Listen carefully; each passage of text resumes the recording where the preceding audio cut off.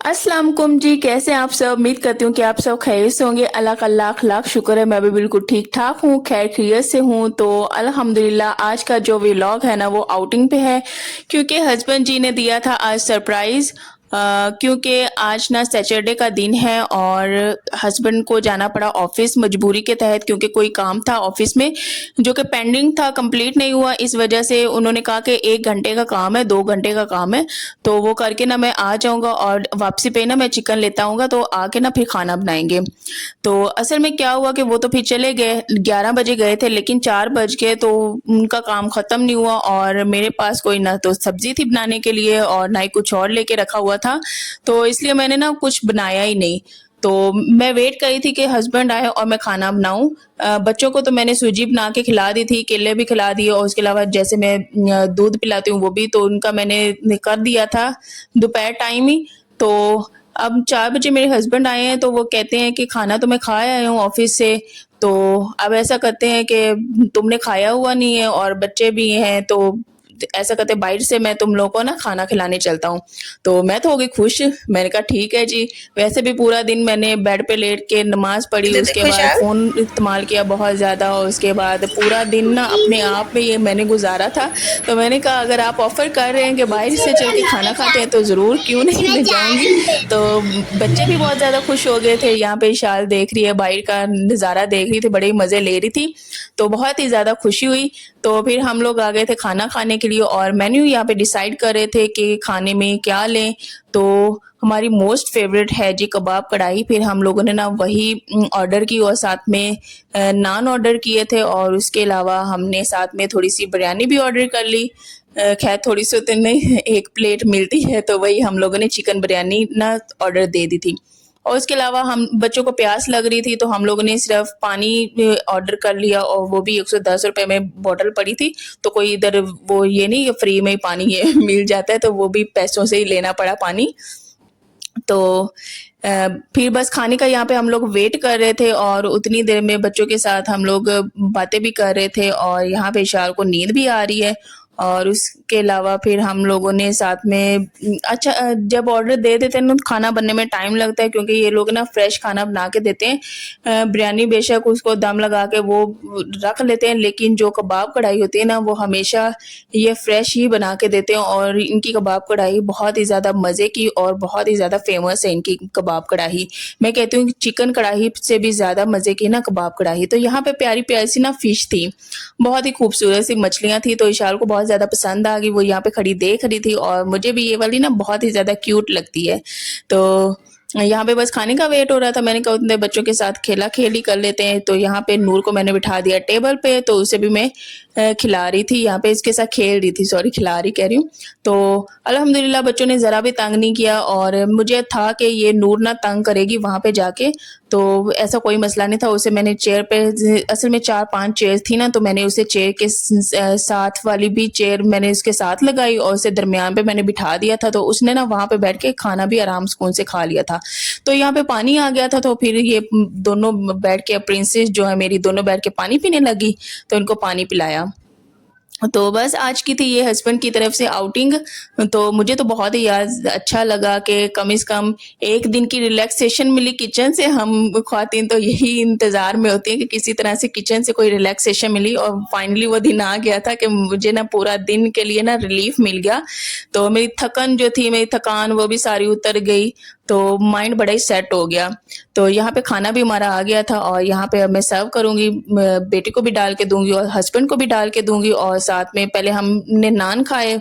तो नान का साइज़ काफ़ी उन्होंने बड़ा कर दिया हुआ है। पहले हम लोग 4 महीने पहले ही तकरीबन गए हैं, यहाँ पे आए थे, तो तब छोटे-छोटे साइज़ में होते थे, लेकिन अब काफ़ी बड़ा उन्होंने नान कर दिया। मैंने कहा शुक्र है ज़्यादा नहीं ऑर्डर किए। तो हम लोगों ने बस 3 नान मँगवाए थे।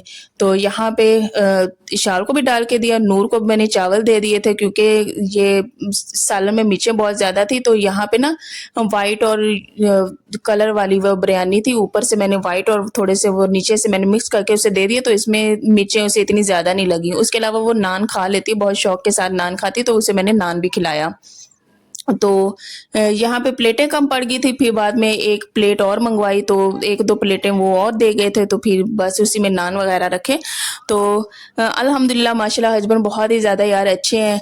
वो असल में असल रीज़न क्या है, असल रीज़न ये है कि कभी-कभार अगर वो बाहर गैदरिंग करें, बहुत ही अच्छा खाना बाहर खाएँ ना, तो वो ये कहते हैं कि मेरी फैमिली बैठी हुई है, मेरी बीवी बैठी है, मेरे बच्चे बैठे हैं जिन्होंने अच्छा खाना नहीं खाया हुआ, तो उनकी थोड़ी-सी कोशिश होती है किसी तरह वो बेशक बर्गर की फ़ॉर्म में हो या फिर घर में जो पसंद का होता है वो कहते हैं कि हाँ, ये ऐसे कर लो, वो ऐसे कर लो। तो वो इस चीज़ का ना बहुत ज़्यादा ख़्याल करते हैं कि जैसा अगर तो मैं खाना पसंद कर रहा हूँ अपने लिए, वैसे मैं अपने घर वालों के लिए भी करूँ। तो ये चीज़ उनकी मुझे बहुत ही ज़्यादा अच्छी लगती है और यही सारी चीज़ें जो होती हैं ना एक औरत जो होती है ना वो इज़्ज़त की हकदार होती है, उसको इज़्ज़त मिलनी चाहिए, उसको इम्पोर्टेंस मिलनी चाहिए और उसके अलावा उसको वक़्त मिलना चाहिए। ये 3 चीज़ें बहुत ही ज़्यादा मैटर करती है रिलेशन में, फिर ही जाकर रिलेशन जो मियाँ-बीवी का है ना वो बहुत ही ज़्यादा स्ट्रॉन्ग बनता है। इसी तरह मैं अपने शौहर को बहुत ही ज़्यादा इज़्ज़त देती हूँ, उनको इम्पोर्टेंस देती हूँ, उनको टाइम देती हूँ। इसी तरह मेरे हस्बैंड हैं वो मुझे बहुत ही ज़्यादा इज़्ज़त देते हैं, इम्पोर्टेंस देते हैं, टाइम देते हैं। तो ये सारी चीज़ें सबसे पहले पॉइंट पे ये चीज़ें होती हैं, ये हम लोगों ने आपस में देनी होती हैं, उसके बाद ही हमारा जो रिश्ता है ना स्ट्रॉन्ग बनता है। एक-दूसरे को समझने की ज़रूरत होती है, एक-दूसरे का एहसास करने की ज़रूरत होती है, तभी बहुत ही ज़्यादा खूबसूरत रिश्ता जो है निखर के आता है और मैं कहती हूँ बहुत ही ज़्यादा ये खूबसूरत रिश्ता होता है। बहुत सी मैंने बेटियों को देखा है, लड़कियों को देखा है जो कहती हैं कि शादीशुदा लाइफ़ ना बहुत ही ज़्यादा टफ़ होती है, बहुत ही ज़्यादा मुश्किल होती है। तो मैं कहती हूँ नहीं ऐसा कुछ भी नहीं है। जो ज़िंदगी की खूबसूरती निखर के आती है ना वो शादीशुदा ही ज़िंदगी होती है।